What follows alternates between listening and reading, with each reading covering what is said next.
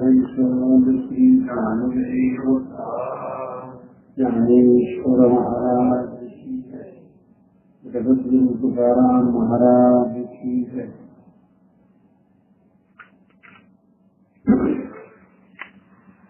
आज अंतिम दिवस आहे या वर्षाचा, या सत्राचा,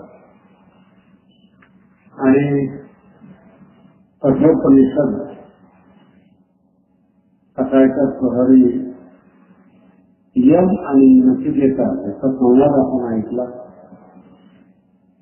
जगद्गुरु तुकोबरायांच्या गाठ्यातले विशिष्ट सिद्धांत ज्ञान, भक्ती आणि वैराग्य या तीन शब्दांची विश्लेषण आपण ऐकली। भक्ती, ज्ञान आणि वैराग्य ऐसा नाही दुआ देखील। आज समारोप आहे। समारोप शब्दाचा अर्थ आहे सांगता। कुठेतरी थांबलं पाहिजे, त्याचं नाव आहे सांगता। आणि थांबणं ही एक विश्रांती आहे, आणि थांबल्यामुळे वेग सुद्धा डबल। मशीन असेल, इंजिन असेल, जीवन असेल, कुठेतरी ते थांबलं पाहिजे। आणि भगवंतांनी जेवढ्या वस्तू तयार केलेल्या आहेत सगळ्या वापराने फेकून द्या। युजेंटो वापरा आणि फेकून द्या। शरीर 100 वर्षासाठी तयार केले, त्यात तुम्ही तत्वज्ञान शिका, शिव्या द्या, जगाला लुटा, काही करा। 100 वर्ष झाल्याची चूक,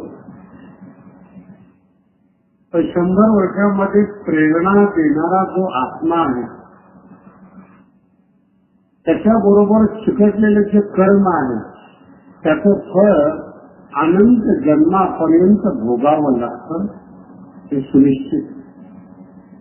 म्हणून एक मुलगा गरीबाच्या घरी जन्माला येतो, एक श्रीमंताच्या घरी जन्माला येतो। श्रीमंत असूनही भोग भोगता येत नाही, गरीब झाल्यानंतर सगळ्या जगाचा उपभोग घेता येतो। एक वास्तविक जीवनातलं सत्य, याचं निरीक्षण जगद्गुरु तुकोबराय, ज्ञानोबराय, साधू संत करतात। निरीक्षणाची जगातली पद्धती एकच आहे।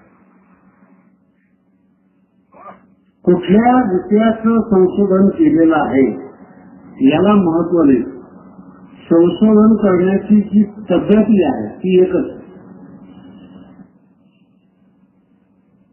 भारताच्या तीरावरच्या समुद्राचं पाणी खारं आहे,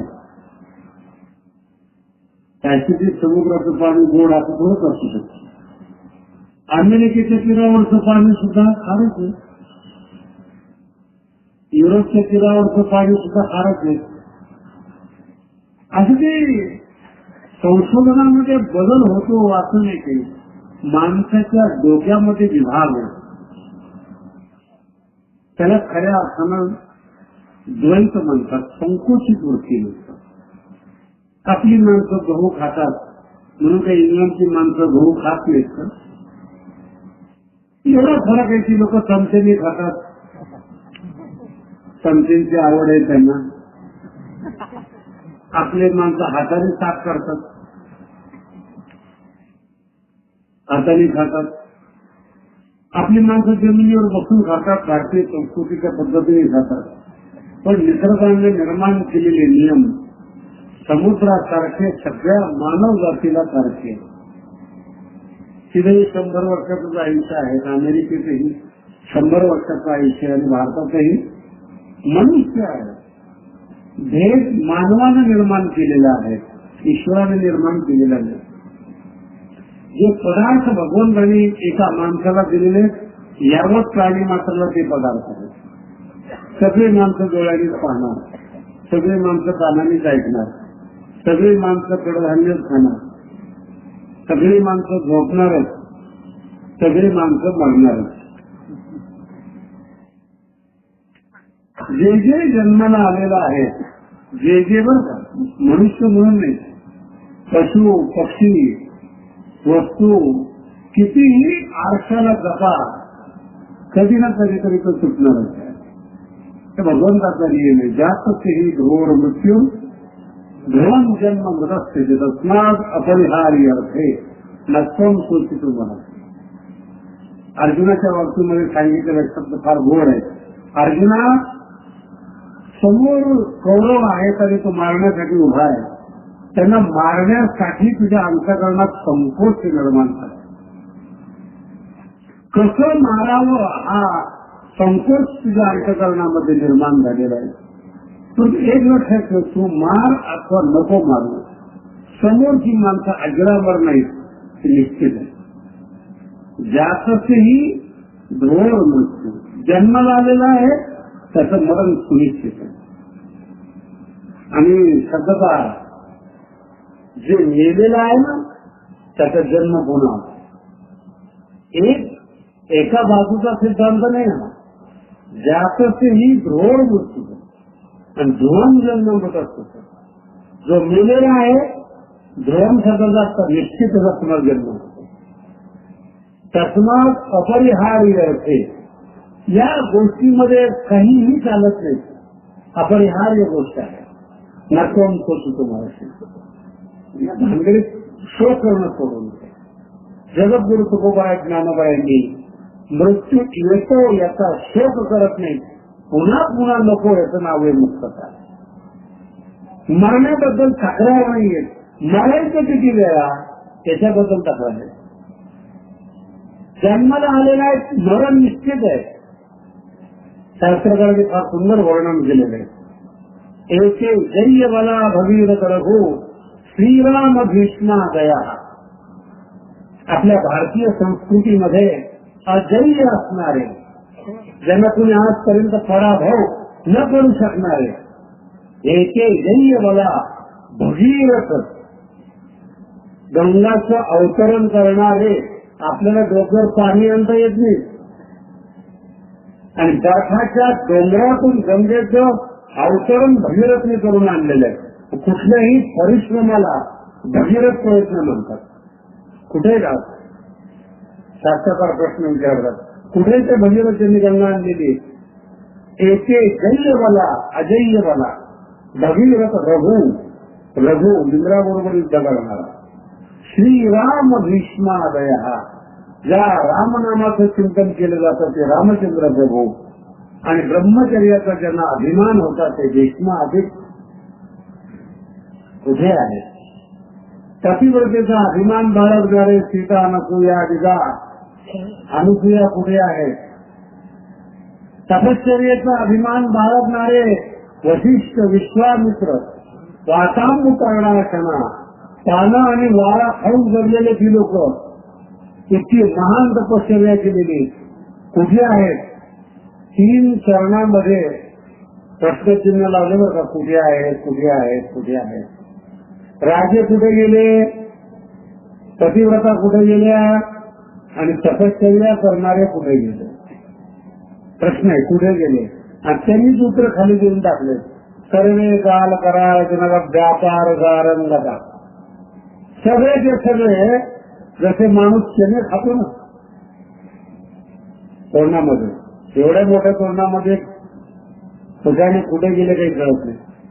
तसं शास्त्रकार वर्णन करतात, सर्वे काल कराल क्षणक व्यापार गारंगता.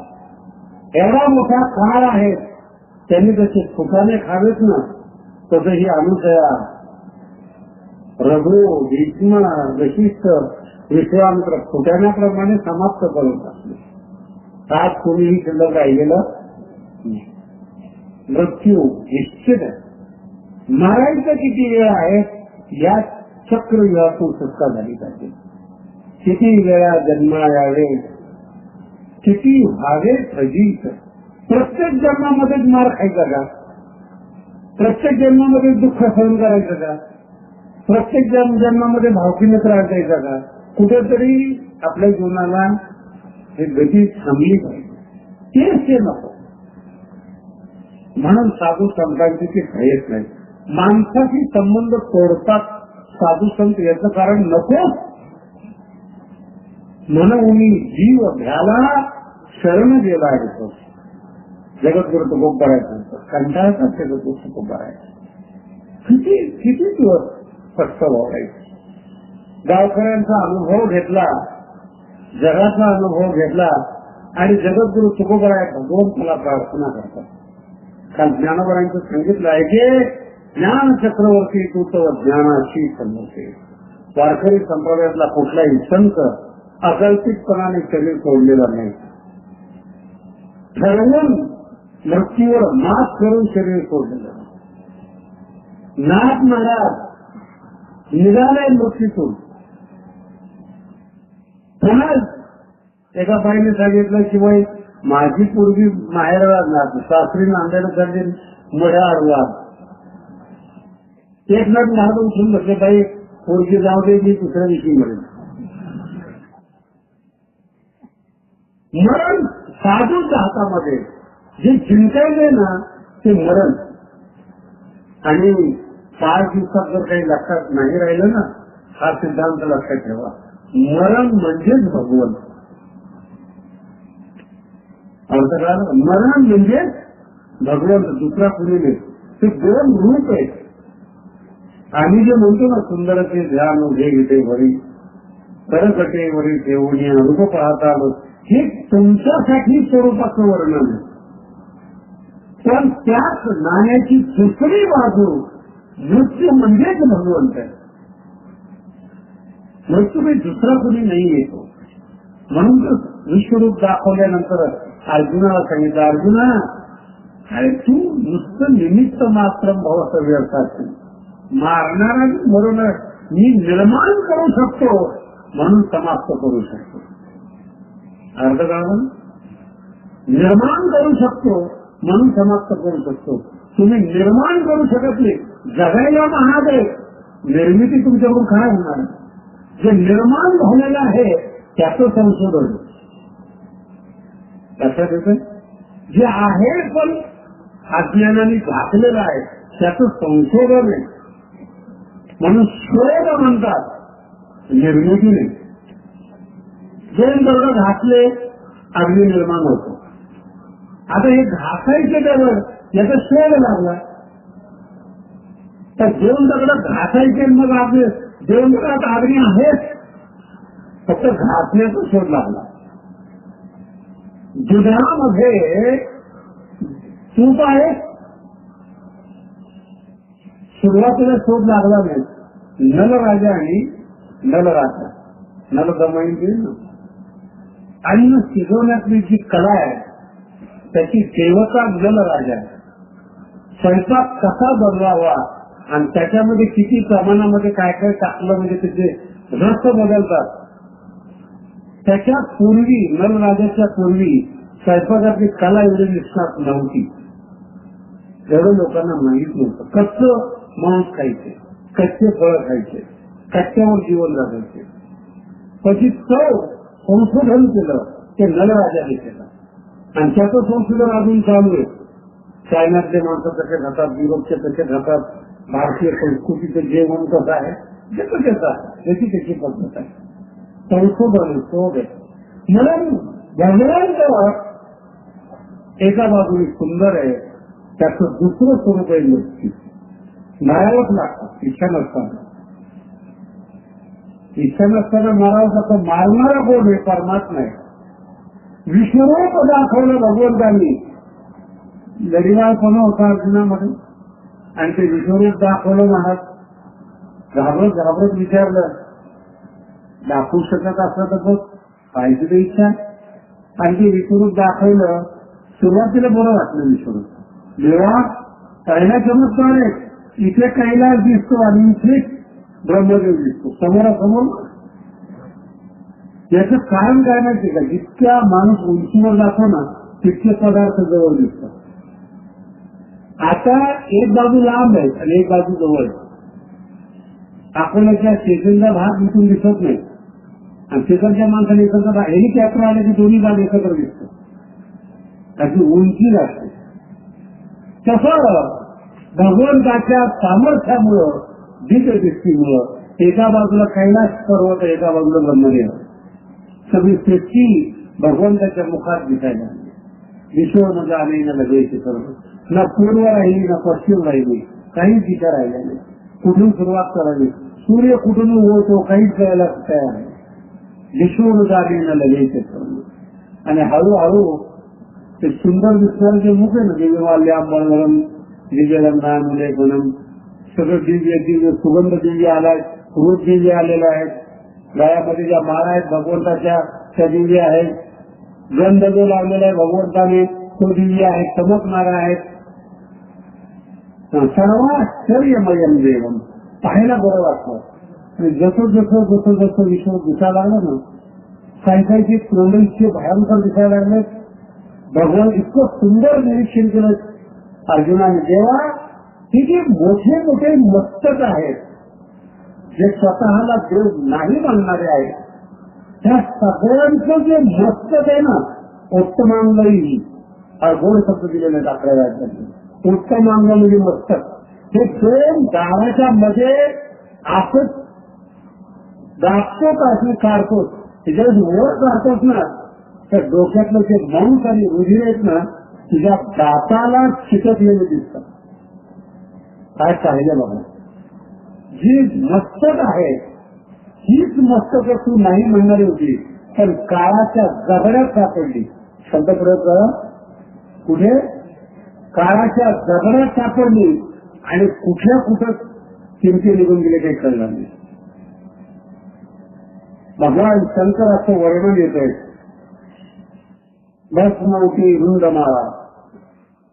भगवान शंकराने गळ्यामध्ये रुंद माळा टाकलेली. रुंद माळा म्हणजे जे राजे लोक होते ना, त्यांच्या कवटीची माळ तयार केली. ते सगळे विचित्रच आहेत ऐकत असताना.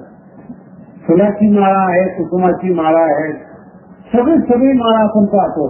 तर शंकराच्या गळ्यात साप आहे आणि हार घातलाय राजे लोकांच्या खोपडीचा, डोक्याचा, आणि आता वळून घातलेला आहे. भगवान कृष्णाचं शंकराचं रूप सांगताना सांगतात रुंद माळा. भगवान शंकराला विचारलं, महाराज ते माणसाच्या कवटीचे हार गळ्यात का घातले? भगवान शंकर सांगतात हे कवटीने, हे सगळे राजे लोक आहेत, आणि कवटी याच्याकरता गळ्यात घातली की ह्या कवटीला करायला पाहिजे हे कधी राजे होते. आणि ह्या कवटीची जर ही अवस्था झाली तर हिला अहंकारात राहता कामा नाही. तात्पुरता प्रकार असतो महाराज. रुंद महाराज साप गळ्यात आहे, त्याचा अर्थ मृत्यूचं भान आहे, त्याचं नाव आहे वैराग्य. आणि त्याचा एक शास्त्रकार फार सुंदर वर्णन करतात बरं का. काय जीवन कसं असतं, माणसाला काय वाटतं, स्वतः मस्तक आहे, वाटतं काय. भगवान विष्णू भेटायला आले शंकराला. भगवान विष्णूचे वाहन गरुड आहे आणि गळ्यामध्ये साप आहे. सापाचं आणि गरुडाचं वैर आहे, तर दोघा माणसाची मित्रता आहे. समजते, गळ्यामधला साप आहे ते भक्ष आहे गरुडाचं, आणि गरुड वाहन आहे भगवान विष्णूचं. आणि देव मानव म्हणजे भगवान शंकर आणि विष्णू मित्र आहे. एक एकाचे हृदयी गोडी साखरेच्या ठाई हरी हरा. लक्षात आलं, हरी आणि हर त्याच्यामध्ये भेद नाही, एकमेकाच्या हृदयात राहणार. कैलास पर्वतावर भगवान विष्णू गेले आणि गरुड वरायला. गरुडाला जे पाहिलं ना महाराज, गळ्याच्या सापांनी फुसफुस करायला सुरुवात केली. फन मार, फन आपट, फुस फुस फुस. आणि जो गरुड येतो ना ते शांत उभा आहे हात जोडून, त्याची कुठली प्रतिक्रिया नाही.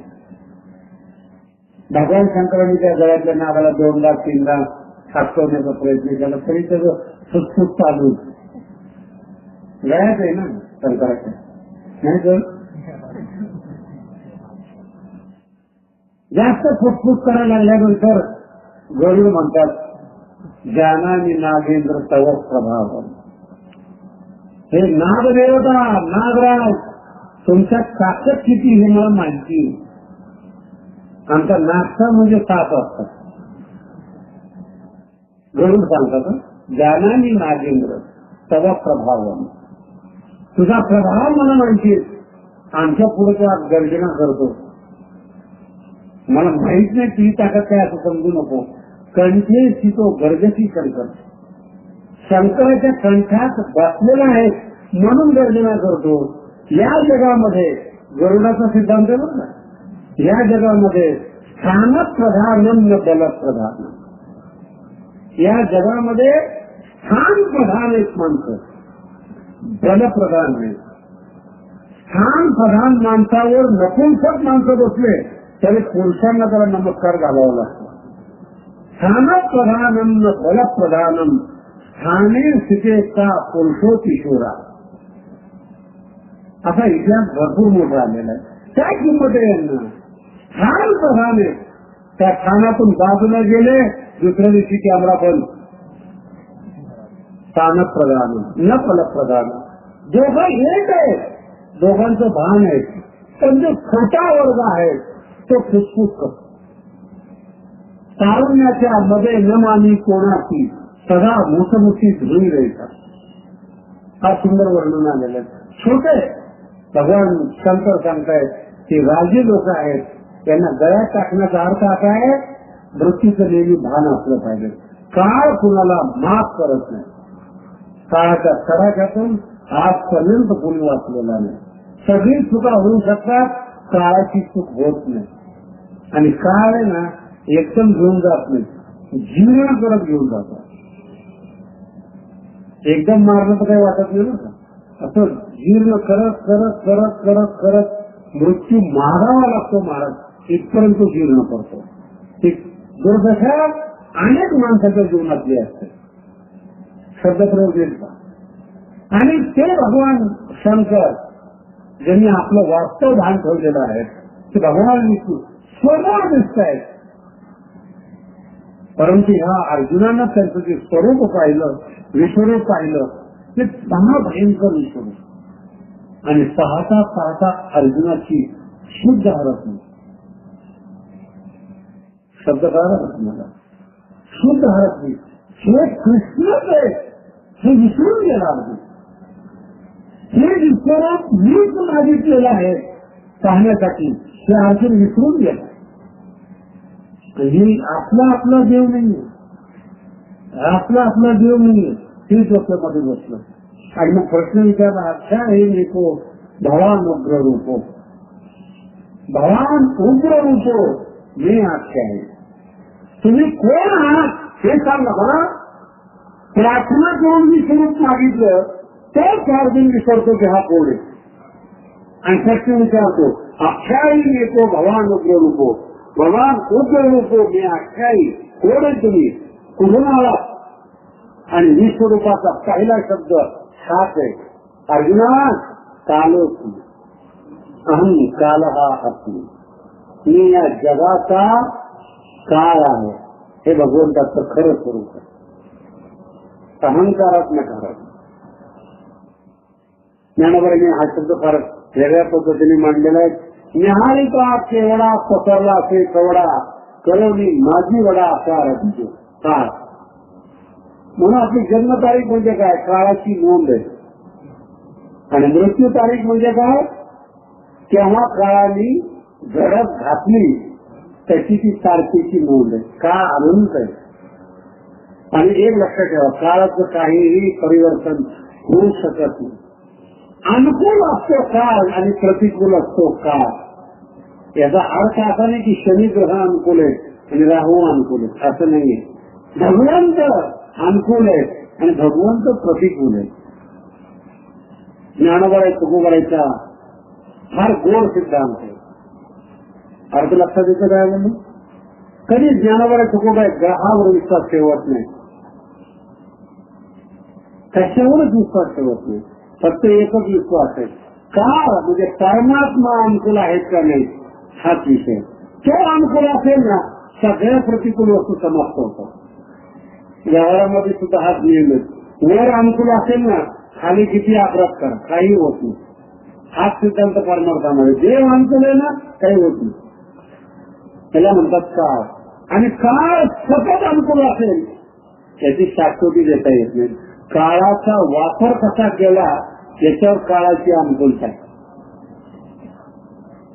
संतांचे चरित्र अजरामर झाले, साधूंचे चरित्र अजरामर झाले, याला मूळ कारण आहे काळ. काळ अनुकूल असला पाहिजे, काळ प्रतिकूल असला पाहिजे. काळ कधी कधी काय होतो, सगळी माणसं बुद्धिमान असतात आणि परिस्थिती टायमाला गेली की काही सुचतच नाही. काळ अनुकूल नाही, सगळं आहे डोक्यामध्ये.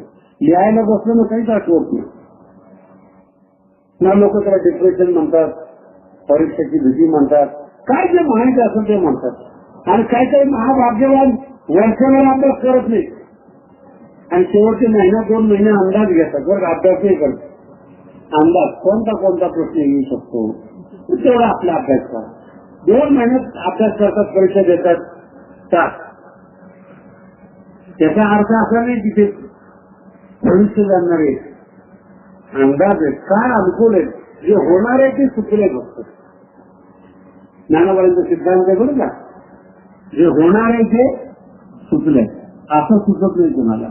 होणार आहे ते सुचलंय म्हणून बोधते तर शुद्धी न चुके आणि बुद्धी होणारा सारखी थाके. कधी कल्पना केली का तुम्ही तुमच्या आयुष्यामध्ये रामाच्या सानिध्यामध्ये 12 वर्ष सीता राहिली, 12 वर्ष सीता राहिली. आणि रामाच्या सानिध्याच्या अगोदर जे या पृथ्वीवरचे सर्वात मोठे संत आहेत जनक, त्यांच्या घरात तिची वाढ झाली. संत आणि देव काय सुचवतो नीट ऐका. संत आणि त्या जनकाचं नाव गीतेमध्ये आलेले, कुठल्याही राजाचं नाव आलेलं नाही.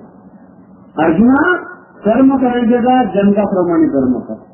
महास्थिता जनका दया. संतांच्या घरात जन्माला आलेली सीता आणि देवाबरोबर राहणारी सीता, एवढं कळू नाही का तिला सोन्याचं हरिण नसतं. किती सामान्य विषय हा, किती छोटी गोष्ट आहे. सोन्याचं हरिण नसतं कळत नाही तिला. 12 वर्षाचं सानिध्य आहे. शब्द नीट आहे का, सीतेचं सानिध्य. अहो राम नाम माणसाचा उद्धार करतोय. प्रत्यक्ष रामाबरोबर सहचारिणी म्हणून सीता आहे, अर्धांगिनी म्हणून सीता आहे. ईश्वराचं सगळं प्रेम सीतेला मिळालेलं आहे. आणि दुसरं सांगतो, सीतेच्या जीवनात कदाही चूक घडलेली नाही. ते नंतरचे संबंध आहेत. इथं असं झालं, तिथं असं झालं. रामायणामध्ये मूळ रामायणात उल्लेख नाही त्याचा. काही चूक घडलेली नाही सीतेची. फक्त हरिण यालाच म्हणतात बुद्धी होणारा तारेची ठाके. आणि रामचंद्र प्रभूला सहज बुद्धी की हरिण मला पाहिजे. रामचंद्र प्रभू म्हणतात कधीच हट्ट केला नाही. काय तुम्हाला कधीच हट्ट केला, आणून देऊ. आणि जाताना सांगून जातात लक्ष्मणाला, लक्ष ठेव. 12 वर्षाची प्रॅक्टिस आहे नाही. कधी राम जातात, कधी लक्ष्मण जातात. सीतेचं संरक्षण 12 वर्ष होत आलेलं. एकाच दिवशी घरामध्ये दरोडा पडेल असं कुणाला वाटलेलं. आणि चमत्कार असा आहे, राम जीवनातून निघून जातात. नवीन सिद्धांत सांगतो, सीतेचं अपहरण होत नाही. राम जीवनातून निघून गेले, सीतेचं अपहरण झालं का. अजून लक्ष्मण आहे तिथं. लक्ष्मण म्हणजे संत आहे आणि बाई आहे सीता. 12 वर्ष आपला धीर रस्त्यावर उभा आहे आपलं रक्षण करण्याकरता. ज्यांनी कधी शिवण्याकडे पाहिलेलं नाही त्या लक्ष्मणाला शिव्या देण्याची बुद्धी सुचावी कशी याची कधीतरी कल्पना करा. घडलं काय याचा विचार करू नका बरं का. घडलं ते घडलं, ते काही पुन्हा इतिहास एक असा आहे की कॅसेट नाही रिवर्स करून पुन्हा दुरुस्त करायला. इतिहास संपला गेला क्षण गेला त्याच्यावर काही चर्चा करता येते. राजघराण्यात जन्माला आलेली आणि राजघराण्यातलीच सून आपल्या धीराला शिव्या देऊ नये एवढी अक्कल सीतेमध्ये नाही असं तुम्हाला वाटतं? बुद्धी होणारा साडेशी ठाकरे, याला म्हणतात काळ. कधीही शब्द लक्षात ठेवा. म्हणून म्हटलं 5 दिवसातलं लक्षात राहिला असेल नसेल हा तुमच्या जीवनातला भाग आहे. हा सिद्धांत महत्वाचा आहे. ही चांगली चांगली माणसं सुद्धा अयोग्य निर्णय घेतात. 3ऱ्या अध्यायामध्ये प्रश्न आहे हा. 3ऱ्या अध्यायामध्ये अभिषेक प्रयुक्तोयम पापम चरती पुरुष आणि क्षण अभिवासेय. देवा इच्छा नसतानाही ज्ञानी लोक मार्ग भटकताना दिसतात. माझी शब्द नीट आहे का? अज्ञानी लोक मार्गातच नाही, त्यांच्यावर चर्चा ज्ञानी लोक करत नाही. तरीही देवा इथे कैसे जो ज्ञानियाचे मती भ्रंशे, ज्ञानियाचे मार्ग सांगणी अनार असे चालत देखो. हे भगवंत आमच्या जीवनातला चमत्कार आहे. अज्ञानी लोक भटकलेले हे आम्हाला माहिती आहे, याची जाणीव आहे आम्हाला. पण ज्ञानियाची मती भ्रंशे, ज्ञानी लोक तो डोकं बिघडतं. शेतीसारख्यांना शिव्या द्यायचं वाटतं. ज्ञानियाची मती भ्रंशे आणि जो मार्ग आहे नीती मार्ग सांडवणी आणणार असे चालत देखो. आणि क्षण अभिवार केलं. देवा इच्छा नाहीये त्या मार्गावर जाण्याची, जावं लागतं त्यांना. असा बलात्कार करणारा कोण नाही या जगामध्ये. अर्थ करतोय तुम्हाला? बुद्धी होणारा सारखीसाठी प्रतिसृष्टी निर्माण करणारा विश्वामित्र ऐन टायमाला काय घसरतो. ती सामान्य परिस्थिती नाही. बुद्धी होणारा सारखी साठी वाईट तर चालतोय असं समजू नका बरं काय. वाईट कळतं लवकर म्हणून जास्त चालतं. ही विश्वामित्र आहे, सीता आहे, बदलतात मार्ग. ते सांगू का, भाग्य अनुकूल झालं ना वाईट माणसं संत होतात. त्याचं मुख्य उदाहरण म्हणजे रामायण. मला सांगा काही संस्कार चांगले होते रामायणाचे वाल्मिकाचे. माणसं कापणं हा स्वभाव आहे. स्वभाव जंगलात राहून कापणं स्वभाव आहे. काय भाग्य बदललं वाल्या कोळ्याचं आणि संत भेटले.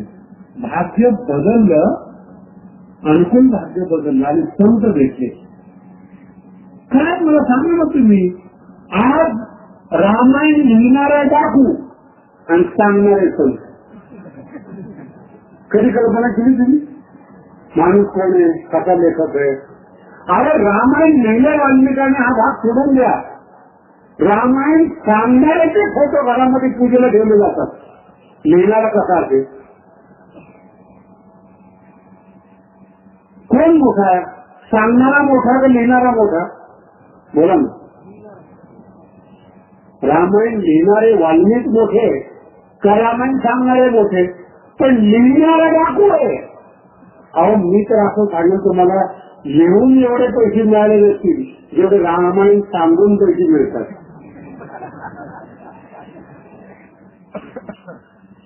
प्रत्येक डोक्यामध्ये थोडं तिरकं लागलं तर लागू द्या, पण ऐका.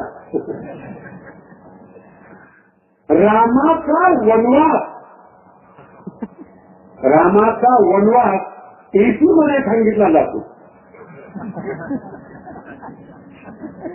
आमचे फिरतात, एसी लावलेला आहे, थंड वातावरण आहे. लक्षात येते.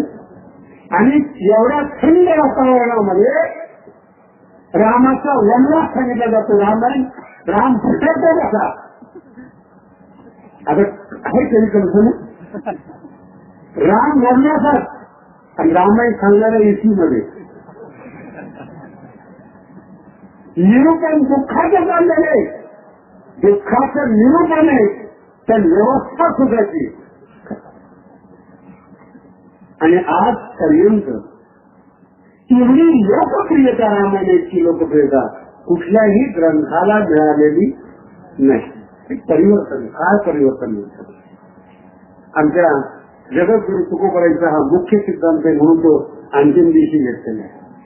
जगद्गुरु तुकोबाराय म्हणतात की जीवनात सुख दुःख भोगायला मिळाली ईश्वराचा साक्षात्कार मिळाला, गुरुचा साक्षात्कार मिळाला, ते माझा पराक्रम नाही, माझा पुरुषार्थ नाही.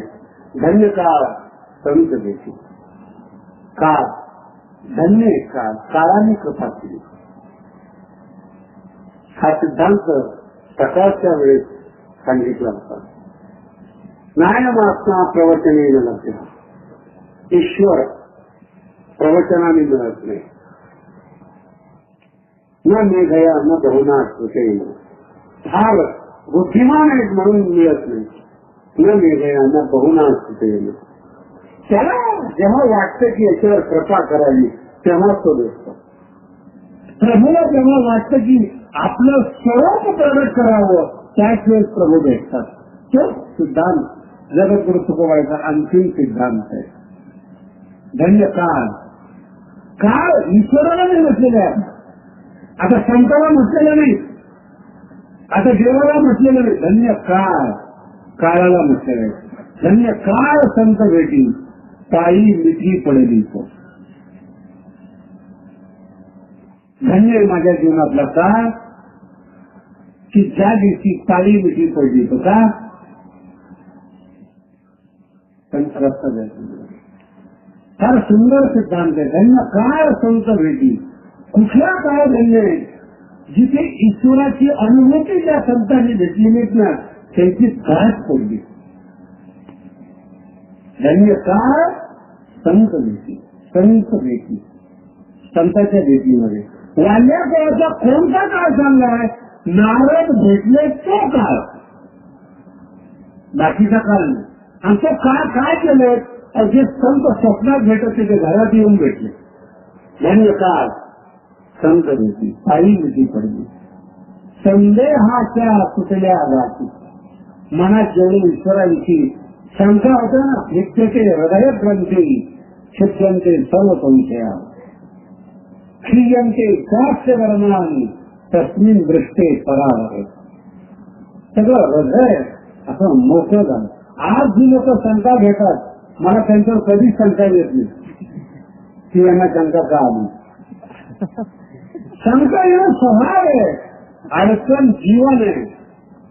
पण जेव्हा कधी असं वाटतं अंतःकरणामध्ये साधूच्या चरणावर जावं, साधू बरोबर बसावं, साधूचे 2 शब्द ऐकावे, ही काळाची ईश्वराची कृपा आहे. आणि काळच बलवान आहे, माणूस बलवान नाही. आणि तो काळ म्हणजेच ईश्वर, काळ म्हणजेच परमात्मा. त्याला जेव्हा वाटतं तेव्हा एक साधी गोष्ट करून टाकतो, सामान्य माणूस पाठवतो आणि परिवर्तन होतं.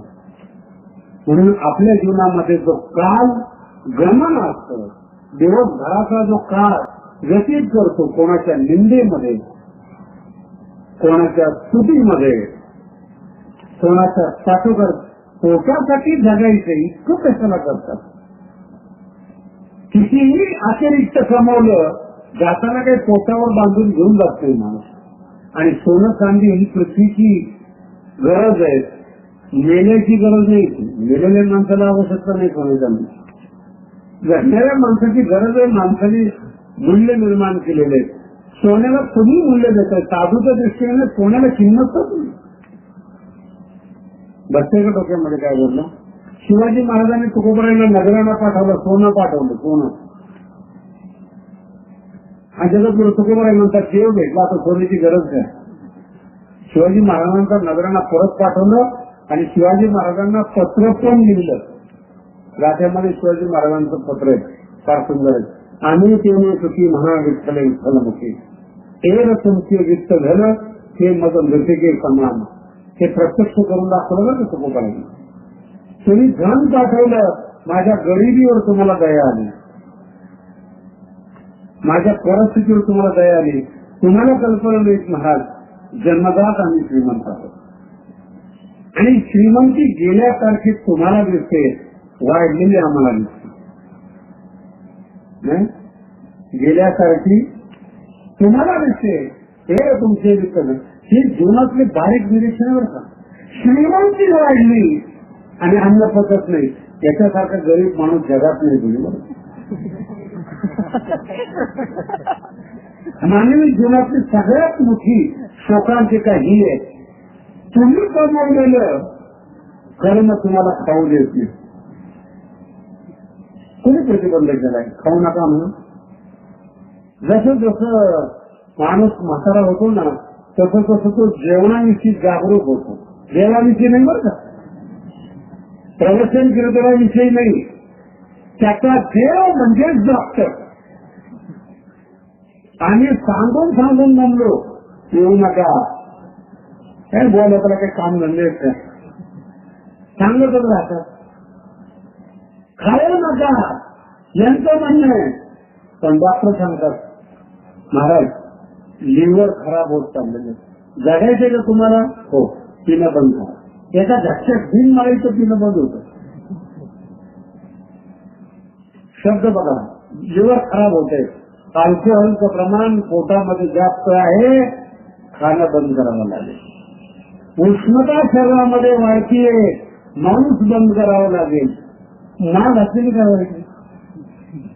सगळं डॉक्टर बंद करतो तर माळ घातली प्रारब्ध आहे. आणि नीट निरीक्षण करा समाजामध्ये.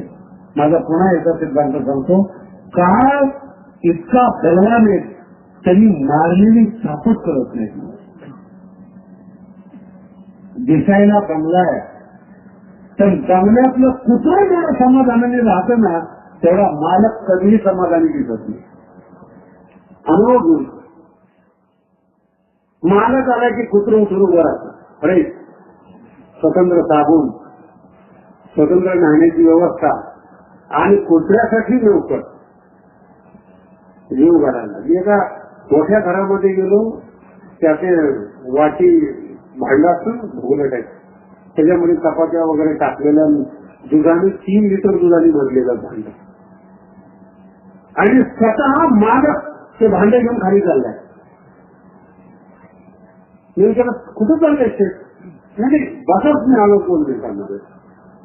त्याने म्हणलं एवढं तुम्ही चपाती चोरलेली आहे, दूध आहे 2-3 लिटर, कुठे नेमकं कुठं चालला?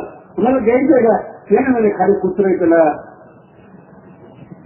खाऊ घालून नाही कळलं. कुत्र्याला खाऊ घालायला जातात पण माणसाचं रक्त शोषण करतात. कसं समाधान मिळायचं या लोकांना? प्राण्यावर दया करतात आणि गरीबाचं देशाचं रक्त शोषण करतात. भगवंत पटू देत नाही या लोकांना, मारलेलं कळत नाही.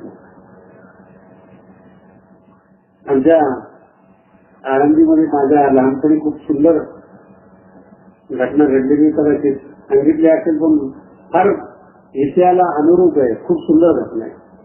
आमचे माझ्या लहानपणी 7, 8, 9, 10 वर्षाचं असताना वारकऱ्याच्याच घरात जन्म असल्यामुळे आम्हाला दारुडे कधी भेटले बिचारे. प्रवचन कीर्तनाला गेले तर एखादा दारुडा भेटला तर तो कामगार सत्संग आहे. कसा बोलतो, कसा शिव्या देतो, कशा पद्धतीने वागतो ते आम्हाला असं बाहेरून मित्रमंडळामध्ये सगळं वारकरी, दोस्त मंडळी म्हणजे सगळे कीर्तनकार. एक चांगलं आहे. हे घराण्याचं पुण्य शब्द लिहायचा, हे घराण्याचं पुण्य ज्ञानावरांनी तुकोबाईंनी अतिशय सुंदर व्याख्या करून ठेवली. जेव्हा माझं पुण्य कमी पडत असेल तर तू भेटू नकोस. माझं पुण्य कमी होत असेल ना तर ईश्वर साक्षात्कार संत नाही भेटलं तरी चालेल, पण पुढचा जन्म येत असताना श्रीमंताच्या घरात नको, राजकारणाच्या घरात नको. हरिदासाची घरी मला उपदवा जन्मांतरी म्हणते काही माझा हे की देगा पांडुरंगा. काही नाही, हरिदासाच्या घरी जन्मजात सुख असतं महाराज.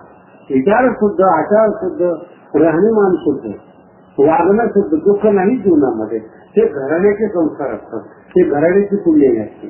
कसं वागायचं, कसं बोलायचं. ते 10-12 वर्षाचा आमचा तो वयाचा भाग होता आणि त्या काळामध्ये आमचं आकर्षण एका वारकऱ्याबद्दल असायचं. त्याचं नाव आहे हरिभाऊ. हरिभाऊची उंची 6.25 फूट, ब्रह्मचारी, अशिक्षित, आणि समोर जर माणूस उभा राहिला तर पाठीमागून तो माणूसच दिसता नाही. लांब रुंद, पोट नाही अजिबात, चरबी नाही, आणि चेहरा पाहिला ना संकट दिसावा महाराज असं चेहरा, तेजस्वी चेहरा, हे काहीच नाही. फक्त भजन, सकाळी 3 तास भजन. वारकरीची विशेषता सांगतो ना का, ते आम्ही लोक जे फिरतो ना, हे वारकरी नाहीये, हे सगळे महाराज मंडळी. खानदानी वारकरी पंढरपूरचे, आळंदी आणि आळंदीचे पंढरपूर सोडून कुठेही जात नाही, त्याला वारकरी म्हणतो. शुभ जवारी झाली, द्वादशी सोडली, कडची खांद्यावर, पताका खांद्यावर आणि आळंदीच्या दिशेने वाटतात. दुसरीकडे कुठे नाही, कुठेच जात नाही वारकरी. करोडो रुपये द्या, रस्त्यात सोडत नाही ते वारकरी. आणि वरचेवारीपर्यंत दशमीच्या दिवशी आळंदीला, कार्तिकी वरचेवारीची एखादं झाली, द्वादश सोडली, पुन्हा पंढरपूरला. दुसऱ्या जगात उद्योगच नाही. कोण काय करतं काय गेला म्हणतात वारकरी. आणि कल्पना, रोज 15 किलोमीटर 20 किलोमीटर वारकरी चालतो. अर्थ कळलं ना, रोज 20 किलोमीटर वारकरी चालतो. काही खाल्लेलं असलं ना महाराज, आता भस्म होऊन जातो, चुना होऊन जातो. खूप पथ्य, अपथ्य, आंबट, खारट, तेलकट, भस्मसात करू होते. 20 किलोमीटर चालले महाराज. आणि त्याच्यात हा हरिभाऊ 6.25 फूट होऊन रस्त्याने निघाला तर भगवंताप्रमाणे त्याचं स्वरूप. जेवायला बसला ना, 5-6 शेतकरी एका बाजूला, हा एकटा एका बाजूला. करून कडकदार 10-12 भाकरीचा गुडगा पाडल्याशिवाय समाधानच नाही. आणि मस्तीच जेवणार, कारण की 2च कामं, भजन आणि भोजन. मेंदू दुसरीकडे लावायचा, मन मोकळं, त्यामुळे झोपायला अडचण नाही, चिंता नाही, रोग नाही. 10-12 भाकरी असे व्यवस्थित 2-3 पंक्ती व्हायचे. म्हणून त्या आमच्या मित्रांना, दिल्लीच्या लोकांना माहिती की हरिभाऊला जेवण जरा जास्त लागतं, म्हणून त्याचं पात्र स्वतंत्र असेल. भांड ताट नाही म्हणत, भांड स्वतंत्र. आणि मग पंचामृताचं जेवण, जेवण पण ठरलेली तर आळंदीला पंचामृताचं जेवण असतं आणि पंढरपूरला पुरणपोळ्याचं जेवण असतं. अगदी फिक्स रेट ठरलेला असतो त्याचा. पंचामृत मिळून त्याच्यामध्ये दही, दूध, लोणी हे सगळं एकत्रित करून ज्ञानोबरावर अभिषेक करतात. आणि तो अभिषेकाचं जे पंचामृत असतं ते पंक्तीला वाढायला असतं. ज्ञानोबरांचं स्पर्श झालेलं पंचामृत दर महिन्याला. आणि हरिभाऊ एकदा जेवायला बसला की 1 पंगत उठते, 2 पंगत उठते, 3 पंगत उठते, तेव्हा हरिभाऊ उठायचा विचार करतो. मस्त जेवण. आणि पुण्यातली लोक तुम्हाला तर माहिती नाही, मेंदू चांगला आहे पण पोट चांगले नाही. विचार चांगले करणार पण सतत नाही काय. श्रीमंताच्या घरच्या चपात्या म्हणजे वहीचं पान आणि श्रीमंताच्या चपात्या सारख्याच वाटतात. आणि त्या सुद्धा ते लोक मोजून खातात. ते वहीचे पान मोजले जातात. कितना दिया 2. अच्छा और आधी झालं का ते कागदच नाही. तुम्ही आता अकोल्यामध्ये राहता महाराज, तुमच्यावर सुद्धा प्रभाव आहे. तुम्ही शेतात जा आणि त्यांची भाकरी बघा, त्यांची चपाती बघा. आपण शिकलेले, त्यांची भाकरी जाड, त्यांची चपाती जाड. आपण शिकलेले, आपल्याप्रमाणे चपाती पातळ, जेवण पातळ. आणि मोजून कमवणं कसा करता अर्थ काय खाणं ते तुम्हाला नीट जमत नसेल की दिवसभर आम्हाला कोणासाठी करता तुम्ही. काय जीवनाचा अर्थ काय का? जर सबल शरीर नसेल, अंगात ताकद नसेल, आता व्यस्त वाढलेलं शरीर आहे, काय केलं, कुठं कुठे लावली तुम्ही? अरे तुम्ही तुम्हाला दुरुस्त करू शकले नाही, समाजाला काय दुरुस्त करणार आहे? तुमचं आयुष्य तुम्ही निर्मळ आणि निरोगी ठेवू शकला नाही, समाजाचं काय निरोगी करणार आहे? हे भाषण आहे फक्त, सगळं लक्षात ठेवा. आणि ते त्या हरिभाऊची माझी फार दोस्ती. पुण्यामध्ये असा प्रसंग घडला की पालखी असतील, तुम्ही लोक जात असाल ज्ञानोबरांच्या पालखी बरोबर. 4-4.5 लाख माणसं आळंदीहून पंढरपूरला पायपायी निघतात. पायपायी आम्ही चालू विद्यार्थी अवस्थेमध्ये ज्ञानोबरांच्या बरोबर, पण हरिभाऊच्या बरोबर. त्याच्या खाण्यावर आमचा आनंद आणि आम्हाला अभिमान. ताकद नाही तरी हरिभाऊचा हात धरायला. गुलाबजाम म्हणजे भांड चालू ठेवायचं आणि त्याचं तोंड धरत नाही, रोड धरत नाही, कंटाळा येत नाही खाण्याचा, अगदी मस्त पडून चाललेला आराम. आणि मन मात्र होतं. ते काय झालं की ते पुण्यात दिंडी आली की ती पुण्यातल्या सेठ लोकांना सगळ्याला असं वाटतं याचे वारकरी जीव घालायला. पण अत्यंत श्रीमंत सेठ त्याला वारकरी सापडत नव्हते. आणि मी उभा होतो आणि माझ्याकडे आला. त्याला तर ते छोटा वारकरी दिसलो मी, 12-13 वर्षाचं वय. आणि त्याला ते मोठे वारकरी सापडे ना. मला म्हणजे 12 वारकरी जीव घालायचे. मी म्हणलं ठीक आहे, पण ते तुम्ही वारकऱ्याच्या जेवायला बोलवता, पण एक एक वारकरी 6 माणसाप्रमाणे जेवतो. अगोदरच तुम्हाला म्हणलं या गोष्टी क्लिअर करतो, जमते का तुम्हाला? ते म्हणजे मी करू कधी आहे, मला काय अडचण नाही त्याची, येऊ द्या म्हणे. उद्या 12 वाजता गाडी पाठवतो. सेट गाडीत बसला, निघून गेला. नंतर माझ्या लक्षात आलं आपलं गणित चुकलं. कारण की एक वारकरी 6 शेतकऱ्याप्रमाणे खातो हे मला सुचवायचं होतं. तुम्ही बोलताना असं करून गेलो की 6 माणसा इतकं एक खातो, म्हणजे यांनी शेत लोक धरलेले आणि 6 शेत लोक आणि एक शेतकरी फार खाते होतो. हे मला ते गरीब इतकं चुकलेलं असं आपण बरं स्वतः माहित नाही. हे मला 12 वर्षांनी सांगून हालत खराब करायची रे. हरिभाऊला सांगितलं, अरे मग उद्या कुठे जायचं नाही, आपण दोघं एकटे जेवायला जाणार. मला म्हणजे डोकं फिरलं का तुझं? ते पुण्यात एक याचं भाव आहे का? आम्ही हरिभाऊ काय झालं, पुण्यामध्ये 3 ठिकाणी जेवल्याशिवाय एकदा पोट भरत नव्हतं. ते हरिभाऊची विशेषता बरं का, 3 ठिकाणी जेवावं लागायचं, मग ते एकदा पोट भरायचं. तर पुण्याचा अतिशय कंटाळा. तर पातळ चपात्या, भाजी, लिमिटेड सगळं ते बसत होतं डोक्यामध्ये. कधी कधी तर असं वाटायचं की पुणे नसलं ना तर बरं झालं, तो पोटाने मार बसतो. त्याच्यामध्ये पुन्हा मी म्हणतो त्याला, अरे भाऊ एका ठिकाणी जेवण जायचंय. मला म्हणजे अरे नामदेव असं करू नको, माझ्या पोटाकडे कोण जाणार. पोटाची मारायचा विचार असेल ना, 2 शिवाय ते पण पोटावर मारून होतं. अरे म्हणजे अरे भाऊ एकाच ठिकाणी आहे, पण टेन्शन घेऊ नको, तुला जेवढं लागतं त्याचा मला अंदाज आहे. उद्या चल. त्याने दुसऱ्या दिवशी टेम्पो पाठवला. 10 वाजले, हरिभाऊच्या चक्रा सुरू झाल्या. आला का शेठ? अरे बोलले तरी 12चा टाइम दिलेला आहे. अरे पण 12 वाजेपर्यंत कोण उपाशी राहणार आहे.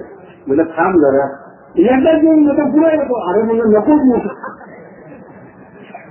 11:30 वाजता टेम्पो आला 12 वारकऱ्यांसाठी आणि आम्ही 1:30 बरोबरच 12 नाही. तो नोकर म्हणला, तुम्ही दोघंच आहेत का? हो.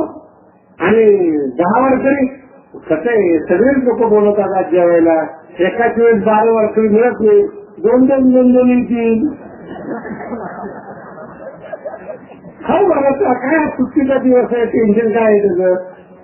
ते म्हणत काय हरकत नाही का. ते नोकर होता विचार की ते गेलो 12 हार नानाने आणण्यासारखे.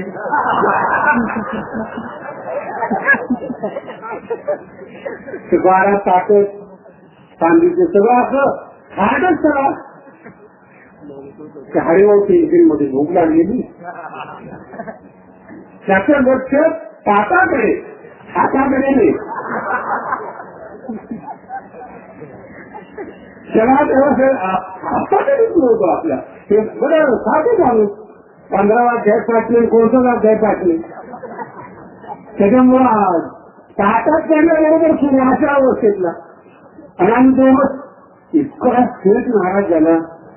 मला 12 माणसाचं सांगितलं तुम्ही, म्हणजे ते ड्रॅग होता ना सगळ्या 2-2 नंबर वेळ नाही. मला सुट्टी नाही होतोय. काय करणार आहे वेळेला तुम्ही, थांबा म्हटलं, येतील 12 वाजता. आम्ही 2 जण गेलो. ताटाला पाठ, बसायला पाठ, पाठीला पाठ आणि आपला सगळा ताट करा नकोय. मला म्हणजे नामदेव ते काय म्हणलं कम्फर्टेबल आहे, बस कसं बसायचं. तरी दोन्ही पाठ उचलून साईडला मोकळी जागा आपला बसला. आता ती मारवाडी फॅमिली बरं, जिथं आम्ही देवाला गेलेलो. आणि तो देवाला बसल्यानंतर तो छोटा चमचा आणि छोट्या भांड्यामध्ये ती भाजी वाढायला आणली ती. आणि तिने एक चमचा भाजी टाकली, दुसरा चमचा माझ्याकडे टाकायला लागली. त्या हरिगौरी इतकी मोठी मोठी डोळे करून बघायला किंवा मला बोले नाम दो, शक्ती वाढली का भाजी?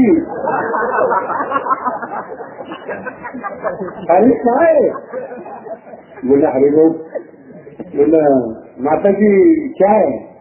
सब्जी. अच्छा रहना तो हिंदू खेळे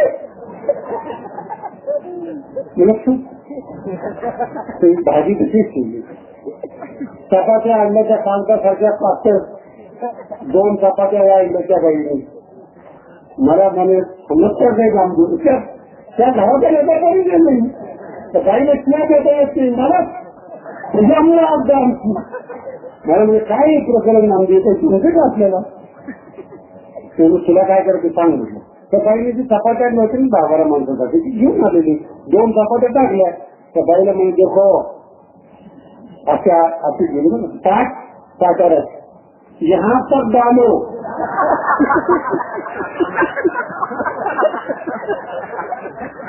और बाद में पूछले कहीं लेकिन नहीं. कारण की अशिक्षित माणूस 10 15 काही बघितलं. तो खेळ समोर बसला होता. त्यांची अशी हीच केल्याबरोबर भाग टाकायला लागला. वारकरी आलाय तर राष्ट्र आलाय. शेठ माझ्याकडे आला म्हणजे वारकरी चक्का तर नाही करत. मला काय करता असते चक्का कसले आले तुम्ही समोरच येत ना, आम्ही काय खिचत घेऊन जाणार का? सांगा सांगा त्यांनी तितकं टाकूनच घेतलं ते चपाती. जेवढ्या चपात्या केल्या होत्या ना तेवढ्या एका इथीतच थांबले. मग बाकीचं ते भाताचं भांडं शिवून घेतलं, वरणाचं भांडं शिवून घेतलं, सगळं आपलं व्यवस्थित ठेवून गेलं. मी म्हटलं अरे बाबा सुरू करायला हरकत नाही. नेहमी सुरू करतो पण हात बंद पडलं नाही पाहिजे. ते तुला आता सर्व ठेवली. आणि काही 2 चपात्या भाजीला उचलण्याचे ज्ञान मिळत होता. त्या चपात्याचा भात पाहिला आणि त्या शेखालीला असं धापा उडायला लागला. ही एक चपाती 10 मिनिटं जेवणारे लोक 2 चपातीचा एकच भात. तर आता याचे 10 मिनिटे किती त्याच्यात अर्ध वीज जेवतं ते कमी होत आले. तिला वाटलं पाणी वाढावं. आली बिचारी पाणी घेऊन. त्याला वाटलं दूध पाकच आणलं, शिरच आणली. काय शिरे घालून नाही म्हणे पाणी. अर्ध जेवण झाल्याशिवाय पाणी पित नाही.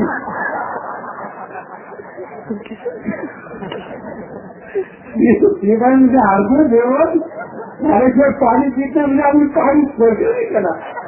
तिने जाऊन नवऱ्याला सांगितलं वारकरी का काय ते. तो शेख माझ्याकडे आला. मला म्हणे काय म्हणजे अजून अर्ध सुद्धा नाही कसं. त्यांनी पाणी पिलं की समजायचं अर्ध झालं पुढे तुमच्यावर. त्यांनी म्हणजे आता महाराज सगळे संपलेलं आहे आता माझ्या कानात. म्हणजे बाहेरून बोलवा हॉटेल पेटेलचं त्याला सांगून तुमच्याकडे दरवाजे भरपूर आहेत शेजारी. मी तिकडून सगळं पार्सल सुरू केलं हॉटेलमधून. येणार मला आणि सांगून ठेवलं अरे भाऊ संध्याकाळी जेवायचं नाही. जे आता ते आता काही ना. मला म्हणजे थांब रे बघतो तुझ्याकडे. माझं पोट भरून घेऊ नको मग सांगतो तुला. आणि ते मस्त माणूस महाराज. जर व्यवस्थित जेवण वगैरे झालं त्याचं तृप्त झालं. आता ती जेवण झाल्यानंतर तिचा ढेकरांना उठला आणि एकाच माणसाने मनात येऊन घातलं याचं त्याला समाधान हरिगौरला. शेठ भोजन बहुत अच्छा था. उठलेला ते शेठ घाबरत ते वाटीमध्ये बडीशेप आणली. आता वाटीमध्ये बडीशेप आणली की ते आपण घेऊन असं आपण घेऊन खातो. त्यांनी वाटीत घेतली तोंडात टाकली. संतो ते हिंदी फिल्म